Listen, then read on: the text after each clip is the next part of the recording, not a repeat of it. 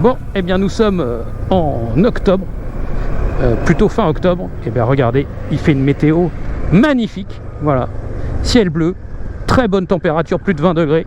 Bienvenue sur Moteur Live, et vous avez peut-être pas trop l'habitude d'entendre cette voix, c'est normal. Christophe Lemao, essayeur sur Motostation. Aujourd'hui nous sommes à bord de la Moto Morini Seimezzo Scrambler 6,5. Il s'agit d'une Scrambler néo-rétro, et il s'agit surtout du renouveau réel commercial de Moto Morini. D'ailleurs à ce titre, un bref historique de la marque s'impose. Raphaël, je te laisse le faire. Moto Morini fait partie de cette longue liste de constructeurs nés en Italie. L'entreprise Moto Morini a été fondée en 1937 par Alfonso Morini. La société fabrique d'abord des triporteurs 350, 500 et même 600 cm3. Après la Seconde Guerre mondiale, il ne reste plus rien de l'usine Moto Morini de Boulogne et Alfonso Morini repart de zéro avec une moto 125 cm3 à moteur 2 temps. Elle connaîtra un succès retentissant. Dans les années 70, Moto Morini est toujours présent en catégorie 350 et en 125 avec des modèles haut de gamme. En 1886, Cagiva, qui détient déjà Ducati, s'offre Moto Morini avant de la revendre en 1999 à Franco Morini, le neveu du fondateur. En 2005, Moto Morini se relance avec le projet 1200 cm3, un moteur fantastique, l'un des meilleurs twins jamais produits au sein de la charismatique Corsaro. Mais les dettes et les difficultés s'enchaînent. La faillite est proche. En 2018, Moto Morini est sauvé par Zongneng Vehicle Group qui entreprend un nouveau plan de relance avec des moyennes cylindrées, la X-Cape et la Seimezzo que nous essayons aujourd'hui. À bord de cette Scrambler 650, ce qu'on remarque déjà, c'est une position de conduite hyper relax, parce qu'on a un guidon qui est très relevé, une assise assez creusée avec une très belle selle marron. On a quand même du confort, même si je ne vous cache pas la selle marron creusée, l'endroit où c'est le plus creusé, justement, on sent un petit peu les renforts du cadre, donc c'est pas tout à fait super confort. Par contre, l'ergonomie, elle est très bonne, hein, on a buste redressé, équilibre très naturel de la conduite, là, il n'y a pas de problème là-dessus. Donc, on contrôle bien toutes les commandes qui tombent sous les mains, qui sont rétro-éclairées, s'il vous plaît. Et puis, on a un afficheur TFT couleur très lisible, même avec le soleil dans le dos, là, c'est très correct. Donc position de conduite, les vitesses, tout est très bien sur cette moto du point de vue de la découverte notamment. Tant mieux, parce qu'il s'agit d'une moto qui peut être homologuée à 2. C'est une 650 cm3, 649 cm3 exactement, mais qui dispose d'un bridage possible électronique à 2 en concession, donc ça c'est très bien. Alors elle va être réduite donc de 60 chevaux à 47,5 chevaux. En ce qui concerne la prise en main, c'est assez facile, c'est un poids à vide, un poids tout plein fait en ordre de marche, annoncé à 200 kg environ, hein, c'est ce qu'il y a sur la fiche tech d'ailleurs, il n'y a pas de poids précis, c'est environ 200 kg. Allez hop, il s'embête pas chez Moto Morini. Ça passe, la précision passe au second plan. La moto apparaît plus légère que les 200 kg annoncés, donc ça c'est sans doute grâce à un très bon centrage des masses, et puis on manie les commandes très bien. Alors la boîte de vitesse qui est neuve, hein, un petit peu dure sur la sélection, mais les rapports s'enchaînent très bien. Il y a plus souple quand même sur le marché, hein. C'est indéniable qu'on peut trouver des commandes plus souples au niveau du levier d'embrayage ou de la boîte de vitesse. Bon, alors il faut reconnaître que ce moteur, on a un peu l'impression de le connaître, puisque entre ses côtes moteurs et puis son calage, un bicylindre parallèle calé à 180 degrés, donc on reconnaît la sonorité des anciens blocs Kawa, que ce soit celui de l'ex-R6N, la Z650, la VR6, voilà. Mais ce moteur, il a pour lui de faire bien le boulot au quotidien, c'est-à-dire qu'on a suffisamment de souplesse sans avoir la meilleure souplesse chez les Twins, et puis suffisamment de rondeur à bas régime pour tourner au coin d'une rue en seconde par exemple, alors qu'on pourrait le faire presque en troisième avec d'autres bicylindres sur le marché. Donc c'est pas la meilleure souplesse du marché, mais au quotidien ça pose pas trop de problèmes. Donc un petit peu de sonorité saccadée, un petit peu de vibration, mais très peu. En dessous de 3000 ça passe, sous les 2000 tours c'est un peu plus compliqué. Par contre sur la route on va profiter d'un bon remplissage et puis d'assez bonnes reprises dès qu'on est lancé, ça c'est vrai. Et puis surtout c'est un moteur qui a gardé un peu le caractère moteur typique de ce bicylindre parallèle un peu rageur, hein, avec un calage classique, ce qui fait qu'il aime bien prendre des tours minutes. Et puis du coup il n'y a pas de problème, hein, on peut le cravacher, il va monter sans problème à 8000, sans problème à 9000, la longe elle est là. Donc là, on retrouve le petit caractère qu'on connaît sur les anciens blocs Kawa. Ça, c'est plutôt bien. Même si on n'a pas la meilleure rondeur du marché, on a quand même finalement un moteur qui fait le boulot et qui peut être sport si on lui tire un peu dedans. Partie cycle. Alors cette moto, elle est dotée d'un cadre en acier et d'un bras aussi en aluminium. Moto Morini, ce qu'ils veulent, c'est quand même essayer de faire une moyenne cylindrée assez bien équipée, valorisante. Donc ça se ressent déjà à l'œil, parce que forcément on a une très belle fourche dorée. C'est pas de l'Olins, faut pas rêver. C'est plutôt du Kayaba. Des suspensions qui avouent 120 mm de débattement, donc c'est pas des super débattements, surtout pour une Scrambler, surtout que c'est les mêmes débattements que sur la version Roadster. Mais tout ça, ça fonctionne plutôt bien. Pareil, le freinage, ce sont des étriers de frein Axio, pas de montage radial. Bah non, ça aurait coûté trop cher, fallait contenir le prix.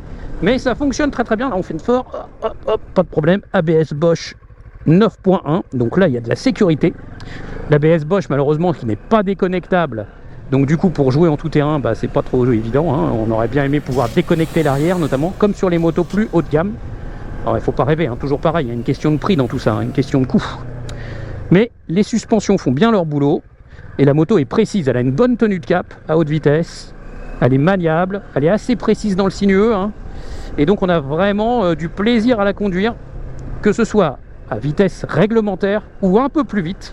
On trouve matière à s'amuser avec cette moto, vraiment. Assez agile, assez précise.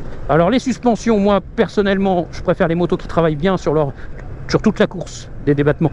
Donc du coup j'ai préféré les assouplir, parce que d'origine c'était trop ferme. Tout simplement. Et après un petit coup de tournevis pour assouplir tout ça, ça va bien mieux.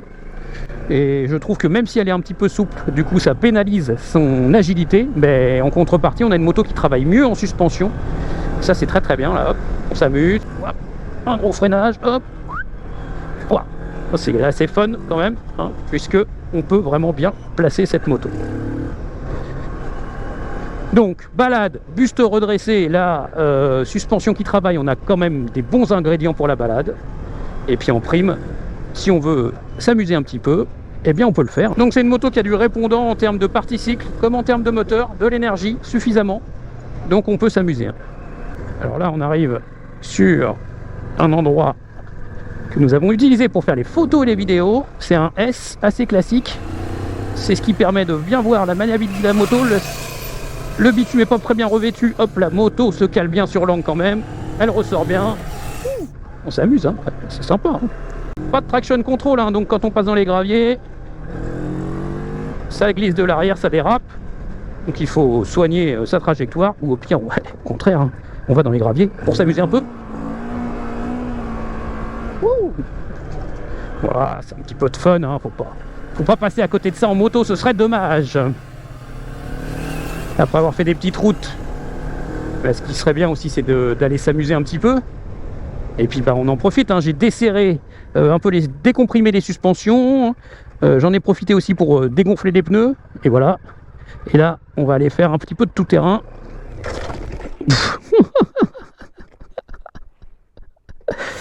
Ouais, ça c'était pas trop prévu.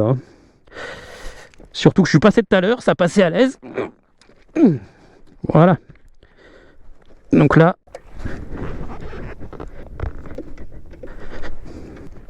on va sortir d'ici. C'était la mésaventure, une erreur de concentration.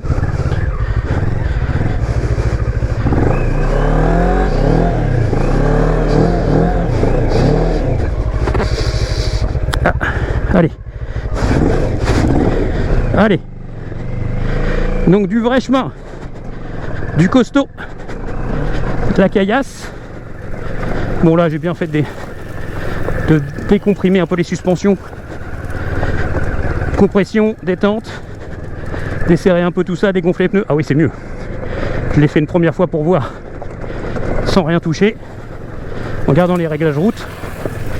Ouais, ça le faisait pas. C'était la moto à me balader partout. Là, elle est mieux quand même. Donc comme quoi les réglages, ça sert un peu. C'est pas toujours que du flanc. Alors attention à noter que comme il n'y a pas beaucoup de débattement, petite explication technique, j'ai déjà connu ça sur d'autres scramblers, et bien ça tire sur la chaîne en fait. L'amortisseur arrive en butée, ça peut tendre la chaîne et ça peut tirer sur l'axe de sortie de boîte. ça va tirer sur la boîte de vitesse. Donc on peut faire du chemin comme ça, mais faut pas insister, faut pas faire plus de franchissements, plus de sauts qui vont mettre à mal la suspension et qui du coup risquent aussi de tirer sur l'axe de sortie de boîte. Et là ça c'est pas bon, hein, faut pas faire ça. Ça peut endommager la boîte de vitesse. Et puis il y a aussi la question du rapport prix équipement et du positionnement marché. Là elle est plutôt pas mal positionnée sur le marché, d'ailleurs c'est assez attractif, hein. Et Raphaël va nous donner d'ailleurs les indications sur prix, couleur, garantie. C'est parti. Les motos Morini Seimezzo 650 vont arriver d'ici novembre en concession et elles seront en essai dans le réseau Moto Morini. Elles sont toutes les deux compatibles avec le permis A2 après une opération de bridage en atelier. Elles sont également garanties 3 ans, un argument pour la marque qui ne craint pas de garantir ses véhicules une année de plus que la norme. Du côté des prix, la Street s'affiche à 6 999 € et la Scrambler à 7 399 €.